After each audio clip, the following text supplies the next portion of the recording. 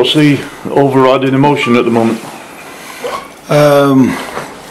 Reflection, obviously hurting. I desperately wanted to do well in this competition. I love the competition. I love how it's been designed to give clubs like ours an opportunity to get to Wembley, and that chance is over now. So a little bit frustrated, but you know, there's a lot of lads tonight who didn't deserve to be on a losing team, and barring a couple of minutes of madness where we just lost our focus and didn't do the detail that we've prepared for.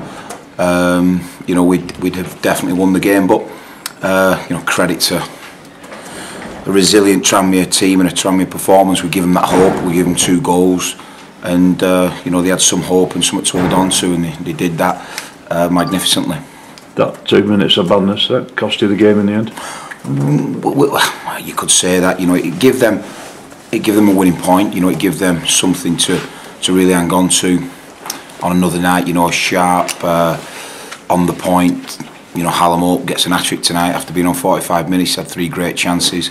Joey T's had a fantastic opportunity and has just pulled it just at the wrong moment. So you know, we've had a lot of chances to win this football match, and we've not took them. So you know, the 2 minutes of madness cost us, but then you know, we had a real reply to come back and try and break down a very stubborn Tranmere team. For around an hour, you've had them camped in and around their own box. Was it just a case of couldn't break them down? Couldn't break them down, and I think you know, we've got to come up with, you know, maybe another way. Maybe it's too much intricacy at times, and you know, where we've had success is by, you know, sort of devil balls into the box, and that's something that you know, we'll look at, and I'll go away and study, because that's you know, there's got 10 outfield players sort of camped in the last third, you know, the defending third. But we've given that hope. We've given some spirit and something to hold on to, and that's where you can't do. They've got to come out at you if you can stay on level terms. But we didn't.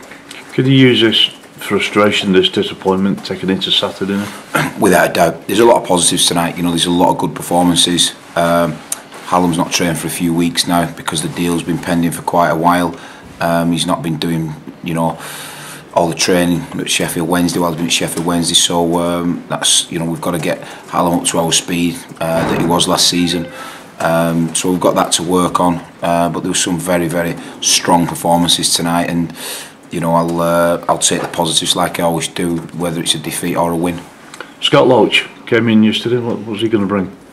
Well, he's got real qualities, and you know, he sees passes beyond the centre halves. And you know, he'll give us a presence. He's quick over ground, and he's a keeper that, you know, we've had an eye on for quite a long time. Rotherham beat us to the post in the summer, but we've been tracking him. And you know, when a keeper then comes up and you try for him or attempt to get him and you can get him, then he's someone I want to work with. He's got great pedigree, and you know, what he did at Watford and Ipswich was fantastic. But he's not been able to rediscover that form at Rotherham. But when a keeper comes up like Scott, we'd be daft not to want his services. Hallam, you've been at this one for a while now, haven't you? Yeah, he's different. You know, he's really different to what we've got in the building. His pace, power, he goes in beyond. You know, you've seen it tonight. You know, with the chances that he creates, he's got a real foot speed. You know, over small distances, he's got power and ballistic speed over small distances, and he causes defenders real problems. So he's very different to what we've got, and you know, we've worked hard on the Hallam one for quite some time. We kept tracking him at Sheffield Wednesday. Before he went to Sheffield Wednesday, we were close, and we've just kept tabs on it. And I've kept speaking to him and telling him I want him to be a part of a project. But you know, he's another signing that's not just for now. It's for the bigger picture at the club. Luton, FA Cup, what do you make of that one? It's a good draw. You know, we've you know, you're on 9-0. You know, you go and play a non-league team. You can't win in them games. If you don't win 6-0, you know, questions are asked. You know, if you get beat, then you've had a nightmare. So we've got Luton. We'll know a lot about them. They'll know a lot about us, and it's a good game for us at home. You know, they're the league's high flyers. They're the form team in the league, and they've got a fantastic manager and a group of players. But you know, they come in on our patch, and it's a great game for the football club. What brief do you give Nathan Cameron regarding coming forward? You know, he's like I said the other night, he's got the ability. He's very agile, very athletic, very agile, and you know, we threw him up there later on just to try and obviously give us a point of difference.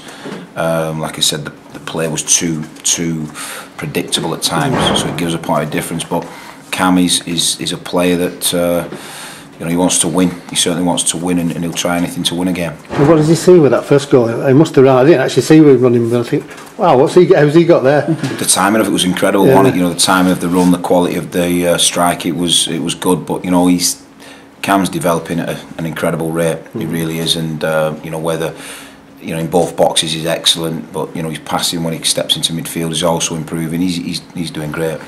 I mean, you mentioned them already. You know, is it more than coincidence, those stand-on chances you got second half that they fell to Thompson and to Hope, who've not had a lot of match time, have they? Just lacking that sharpness, you think? Yeah, without a doubt. You know, certainly Alan. He's genuinely not been on a football pitch now on the grass for probably 8-9 days. You know, he's not had that sharpness. That's why he's not started tonight. And he's gonna be, you know, he's gonna be a few weeks till he catches up. You know, he's not played games. He's been sat on a bench at Sheffield Wednesday. But you know, we've not got Alan for tonight. We've got Alan for the medium term and the long term of the football club. I want developing assets in the team. You know, I want to work, and I want to coach, and I want to drill Hallam, and you know, give him the tools to you know, give him. He's got aspirations to play in higher leagues, and if it's with us, you know, then we've got to make sure that we look after him and teach him the right way. So, you know, I'm looking forward to working with Alan, and you know, he's someone who he'll get goals for us. There's no doubt about that. I remember saying to you last game of the season when he scored the hat-trick, and I think you agreed. You know, I've seen it so many times. You know, players want they come in, make a bit of an impact, and they suddenly want to jump a couple of leagues higher. And I said to you at the time, it's a dangerous thing to do. And what's he done? You know, he's sat on his backside for pretty much for 3 months. Are you almost back at square one with him now? Has it affected his confidence? No, I don't think so. No, I don't. I think a good learner goes to the champ, sits there, watches the champ, and the players and the opposition and develops. So I don't think he's been time wasted. I think it's been a time out for him, and where Rosie's, you know, played 12, 13, 14 games now and scored goals. That's what Alan's got to come and do and get him on his CV. Yeah, well, you know he's capable because he's done it before, hasn't he?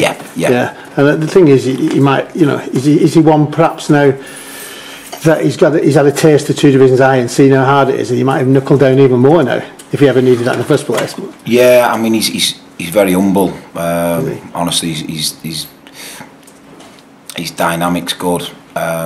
He's got elite systems in him. He's a player that honestly we'll work with, and I'm looking forward to working with him. It's going to take a few weeks to get him up to our tempo and speed. Our training intensity and velocity is high. It's going to take him quite a few weeks to get up to that, but I'm sure when he does, we're going to have a good player on our hands. Gemma was saying on the radio just before you signed Hope that there will be signings made. Is that done now before the 25th, whatever it is? 27th. 27th, sorry. There might be one more. You know, we've just got to make sure that Louie's on the right track, and Jonah is, and make sure we're covering all bases. So the squad is looking very, very competitive now. You know, it's looking with Joey T coming back. It's give us another body that which I've not really counted in. You know, with Joey. Not having the energy, but Joey's energy's coming. I think, you know, last 2 games he's come good. So yeah, we're in a good spot. We're in a real good spot, and I'm really looking forward to the competitive edge of this squad. You've got 3 goalies now. Probably all think they should be playing in the first team. So might one be leaving at the minute. Yeah, you know, I think with Scott coming in, it's an opportunity for you know, us to maybe, you know, look at getting Schwan out. It's come and it's just not worked out, and you know, it's a difficult move. Sometimes you move all your family up, and things can get a little bit difficult when you're not number one. I think sometimes when you come up and you're playing, it can mask a lot, but he's not been able to force himself in as a number one. But he's been great around the place. He supported Rob, and you know, 3's probably a crowd now, so we'll have a look at that. Not had time to really. It all got done sort of Sunday, Monday, you know, Sunday and Monday. So you know, we'll sit down this week and we'll chat to the lads and let them know how we're going forward. But you know, when a keeper comes up with Scott's ability, you know, I want to be. Him, yeah, you've got to do. If you've got that support to be able to do that, which I have, then you've got to be able to take. Maybe it was a bit expensive in the summer, wasn't it? I believe that might have been possibly we were out of the market, but you know, it just shows you that you keep persistent and you keep trying and you keep going for your targets.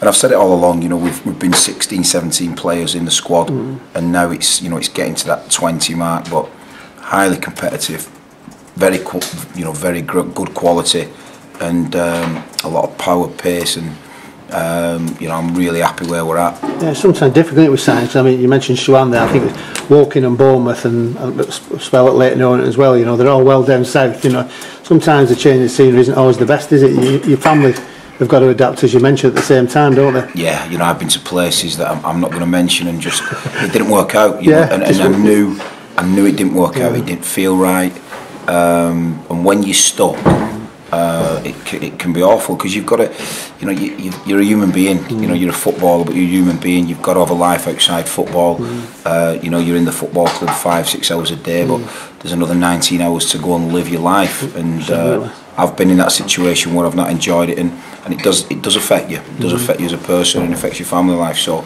you know, we've done it with a lot of players, you know, that has been here, and you know, we've moved on, or they've been a part of it. But one thing we do by players is we're very professional, you know, in making decisions and doing the right thing. And you mentioned about medium and long term. I think with Hope, definite reference to Hope. I mean, does that mean that you're interested in keeping him after the January 3rd? Yeah, I think he's someone that, you know, like the Danny Rose situation, we'll see how he does over this spell and see what impact him not playing at Sheffield Wednesday's done.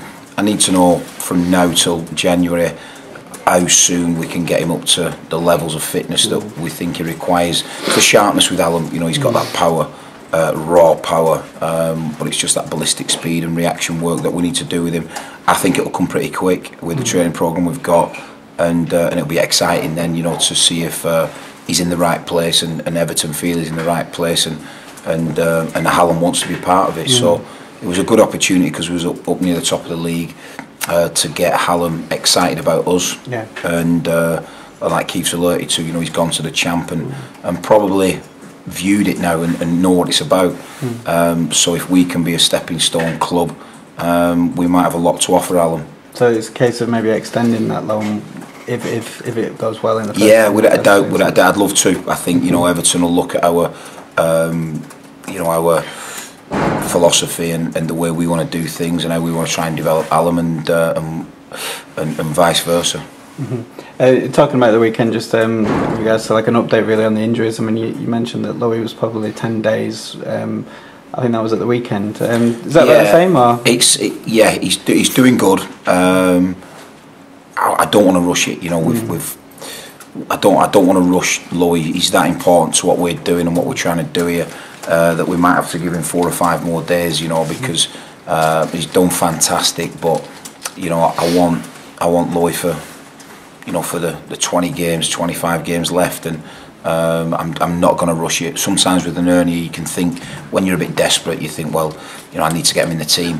But at the minute, we've got a richer, you know, riches of strikers. So you know, I certainly won't rush Louis' injury. Okay. And one thing we maybe not mentioned is obviously cup games this week, and not just been the senior side, the youth side, got the potential if they can get past Port Vale of United, so in the next round. So that's something to look forward to for those young boys, isn't it? They've deserved it, you know, the way they've been playing and the way they've been performing. They've deserved to get that opportunity, and there's an excitement in the dressing room. They've played Port Vale a couple of times this season, and you know, they're excited by that challenge. But you know, you can't look beyond that. They have to go and do the business against Port Vale, and sometimes you can look too far ahead as a player. So I'm hoping they get to get the task, which is Port Vale, and if they accomplish that, then what a fantastic tie for the club and then players. It's a one-off opportunity. And I guess got to ask about the loan players coming in. Any of those cup tied or unable to play in the FA Cup?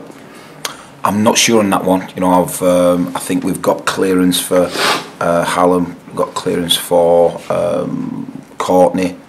I'm not sure on Aidan White's yet. I've got to check on that. And Scott as well. Canada. and Scott, yeah, got to check on that, so I can't really give you that detail. That's all right.